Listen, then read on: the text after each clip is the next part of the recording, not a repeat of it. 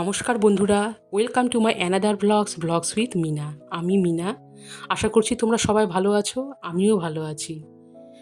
আর কি বলবো বন্ধুরা, যা গরম পড়েছে, খুব ক্লান্ত লাগছে এই গরমে। আর কি বলতো, এক এক সময় কারেন্ট থাকে না, কারেন্ট চলে গেলে 4 থেকে 5 ঘন্টা 6 ঘন্টা পর কারেন্ট আসে, বিরক্ত লেগে যাচ্ছে। আর এক এক সময় রাত্রেবেলা ঘুম হয় না এই লাইটের অত্যাচারে।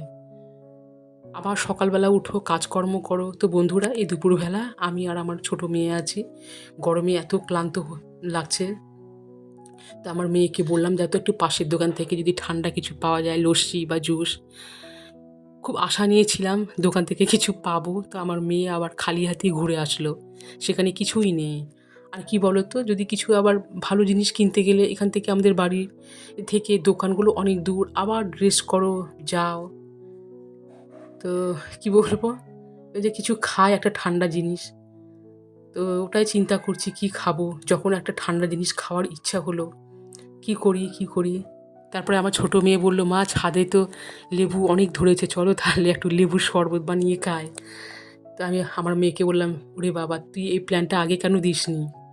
তো দেখো বন্ধুরা, প্রচণ্ড রৌদ্র, ছাদে উঠেছি। এই রৌদ্রের ভয়ে না ছাদে উঠতে ইচ্ছা করে না। জাস্ট শুধু যখন কাপড় টাপড় মেলতে হয় তখনই ছাদে আসি, আর সন্ধ্যের সময় আসি গাছে জল দেওয়ার জন্য। এত গরম, এত রৌদ্র, কি বলবো। দেখো, তোমরা দেখো, বুঝতেই পারছো কতটা রৌদ্র।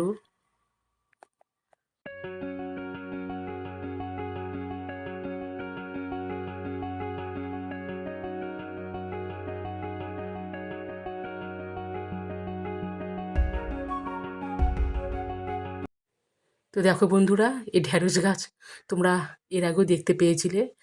আর এখানে যে নিচে যে দুটো ঢ্যাঁড়স আছে, আমি না প্রতিদিন ভাবতাম যে আজকে তুলবো কালকে তুলবো, এই করতে করতে দেখো এই দুটো ঢ্যাঁড়স আমার তোলাই হয়নি।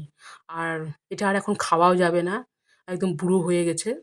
আর উপরে যেটা দুটো আছে ঢ্যাঁড়স, এটা কচি আছে, সেজন্য তুলে নিলাম। তো ঘরে কিছুটা ঢ্যাঁড়স আছে, ওটা দিয়ে এটা এটা মিশিয়ে নিব। তো দুটো ঢ্যাঁড়স তুলে নিলাম। আর এখানে দেখো করলা গাছ। তো একটা করলা দিয়ে তোমরা জানোই কিছুই হবে না, তো করলা আছে, ফ্রিজের মধ্যে রেখে দিয়েছি। তো এই করলার সাথে ওটাও মিশিয়ে দিব, তো করলাটাও তুলে নিলাম। আর এইখানে দেখো আমাদের বাড়ির পাশে আর একটা বাড়িতে কতটা পেয়ারা ধরেছে। তো আমার ছোট মেয়ে দেখাচ্ছে যে দেখো মা, কত পেয়ারা ধরেছে। আর কি বলো তো, মাঝে মাঝে একটু হাওয়াও দিচ্ছিল, কিন্তু ছাদের মধ্যে যে এটা একটু গরম বাতাস হাওয়া, ঘরের মধ্যে কিন্তু হাওয়া নেই। তো দেখো বন্ধুরা, হাওয়াতে আমার লাগানো জবা ফুলগুলো নড়ে দুলছে, এই দেখো। তো আমার মেয়েকে বললাম চল তাড়াতাড়ি, আর এত রোদ্রে না ছাদে দাঁড়ানো সম্ভব না। তো দেখো বন্ধুরা,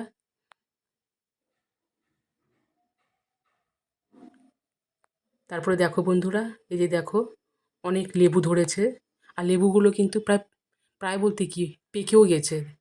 তা আমি একটা যখন ধরলাম, সহজেই একদম লেবুটাকে আমি ছিঁড়ে নিলাম। আর নিচেও দুই একটা পড়েছিল লেবু, তো সেগুলো আমি তুলে নিলাম। এই দেখো বন্ধুরা, তো আমি লেবুগুলো তুলে নিচ্ছি।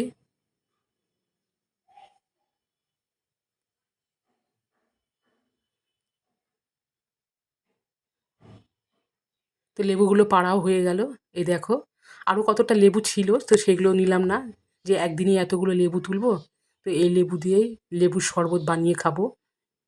তো লেবু তুলে নিলাম, এ দেখো কত পাকা পাকা লেবু।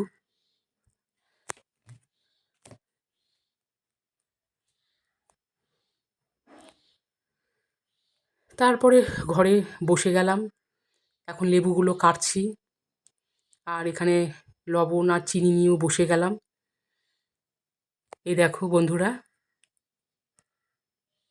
বেশ সুন্দর এই লেবুর রসগুলো, এ দেখো।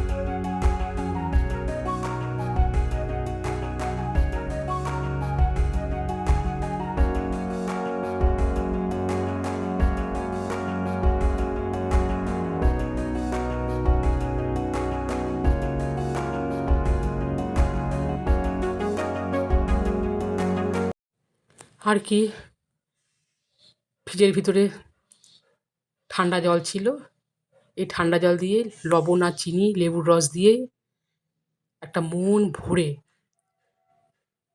এত সুন্দর লেবুর শরবত খেলাম, ভাবাই যায় না। আর সত্যি বলছি গো, মানে কি বলবো, এই লেবুর শরবতের সাথে কোনোটাই কিছু তুলনা করা যায় না। এতটাই ভালো লাগলো, তৃপ্তি ভরে আমার মেয়ে আর আমি খেলাম। ১ গ্লাস না, ১ গ্লাস খাওয়ার পরে আবার আরেক গ্লাস করেছিলাম। ২ গ্লাস লেবুর শরবত খেয়েছি। খুব ভালো লাগলো। তো বন্ধুরা, এটাই বলছি, তোমরাও যদি গাছ লাগাতে ভালোবাসো, ছাদের মধ্যে অবশ্যই এরকম লেবু গাছ লাগাবে। আর গরমকালে লেবু গাছ কিন্তু সত্যিই আমাদের খুব খুব উপকারে লাগে। তো বন্ধুরা, আর ভিডিওটি বড় করব না। তোমাদের ভালো লেগে থাকলে অবশ্যই লাইক, কমেন্ট এবং শেয়ার করবে। আর আমার এই চ্যানেলটিকে তোমরা সবাই সাবস্ক্রাইব করবে। তো প্লিজ সবাই ভালো থেকো, সুস্থ থেকো।